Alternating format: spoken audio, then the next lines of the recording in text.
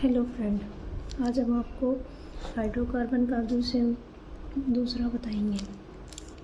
Hydrocarbon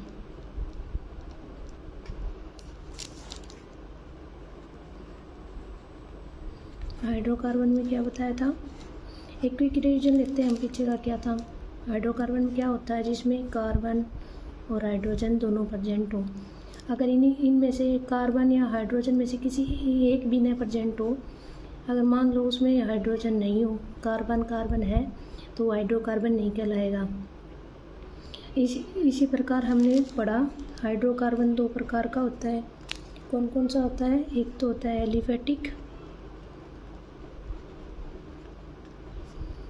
hydrocarbon, दूसरा कौन सा था? Aromatic hydrocarbon.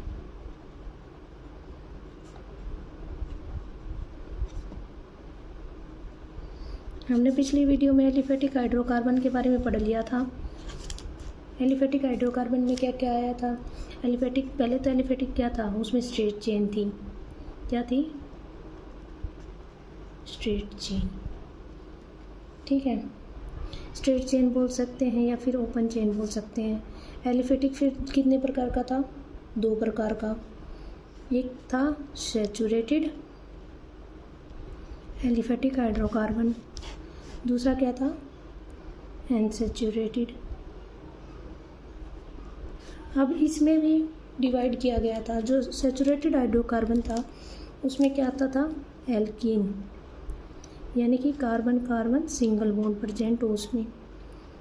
फिर इसमें याद रखने लायक क्या है? इसका जर्नल फार्मूला इसमें क्या बताया था मैंने? CnH2n+2 होगा। ठीक है, ये याद रखना है। और इसमें याद रखना है कि n की वैल्यू कहाँ से शुरू होगी? 1 2 सो ऑन। ठीक है, सैचुरेटेड हाइड्रोकार्बन में क्या बताया था? इसमें सैचुरेटेड हाइड्रोकार्बन में दो आते हैं।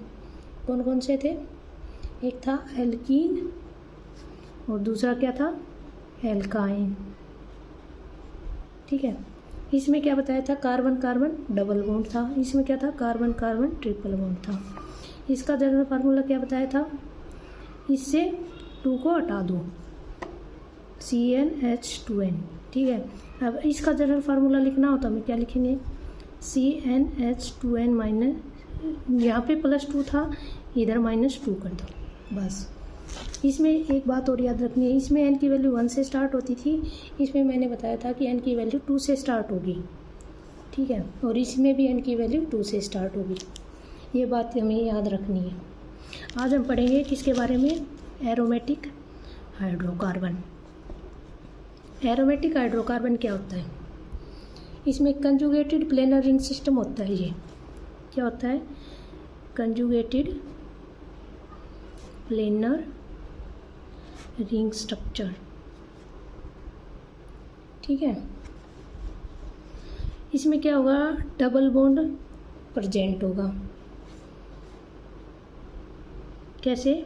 कंजुगेशन में, जैसे ये ऐसे प्रेजेंट हो, एक बीच में छोड़ के कंजुगेशन, इसको हम क्या बोलते हैं? कंजुगेशन।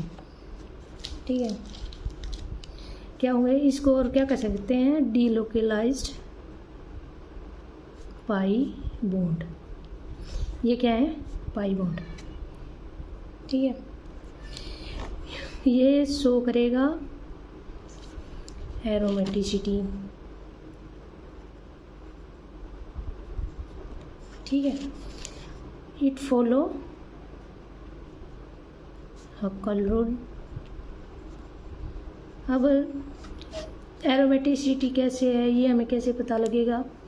और अब हम हक्कल रूल के बारे में बताते हैं पहले आपको कैसे है। हक्कल रूल क्या होता है? हक्कल रूल वो होता है जिसमें 4n+2 इलेक्ट्रॉन प्रेजेंट हो। ठीक है, इसमें n की वैल्यू 0 1 2 सो कुछ भी हो सकती है। जैसे अब हम एग्जाम्पल ले रहे हैं कुछ बेंजीन। ठीक, बेंजीन का स्ट्रक्चर होता है दिस। ओके, अब हम देखेंगे कि हक्कल रूल में एरोमेटिक है, non aromatic benzene. 1 pi bond, 2 pi bond, 3 pi bond, कितने हो गए? 3 पाई, यानी कि 1 पाई में कितने इलेक्ट्रॉन्स होते हैं 2, तो कितना हो गया 6 इलेक्ट्रॉन। अब हम यहाँ पे n की वैल्यू 1 पुट करके देखेंगे। 4